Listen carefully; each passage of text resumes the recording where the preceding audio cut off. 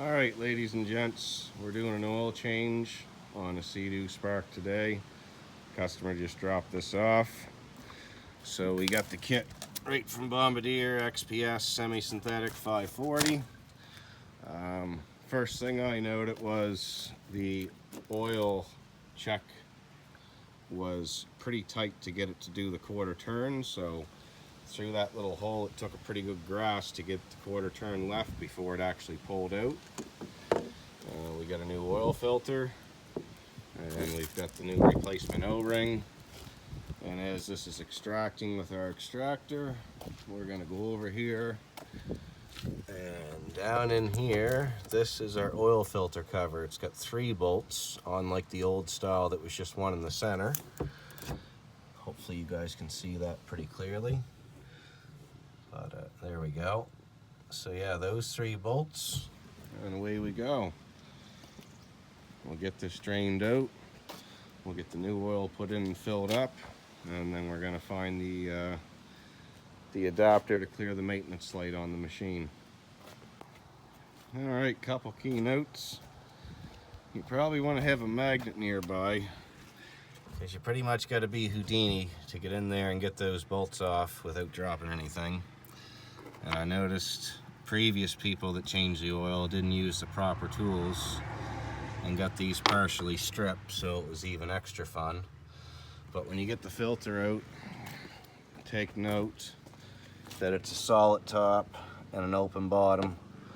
So we want to install it obviously the same way, open side down. We'll get this done and we'll carry on. Install your new O-ring on the cap, and then put your filter in proper way up, cap on, bolts back in.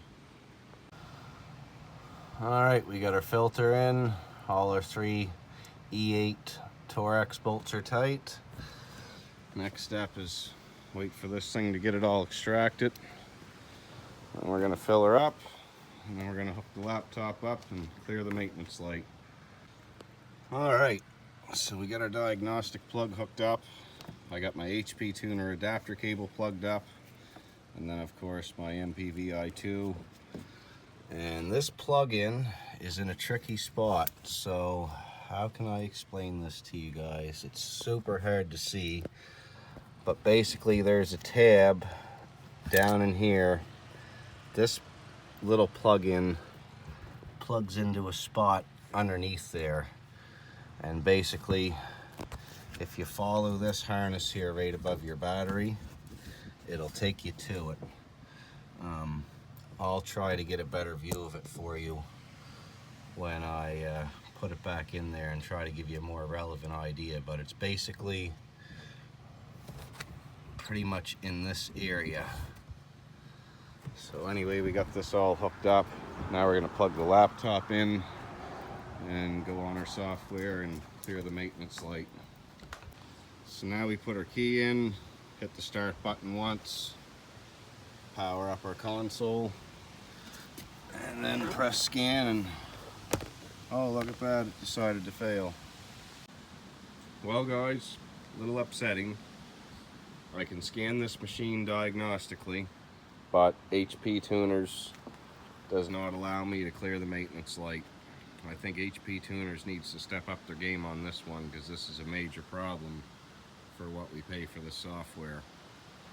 So anyway, I called the dealership. There is no button sequence. They told me it's got to be brought up and scanned by buds is the only way to clear it. So we put 2 full liters in it.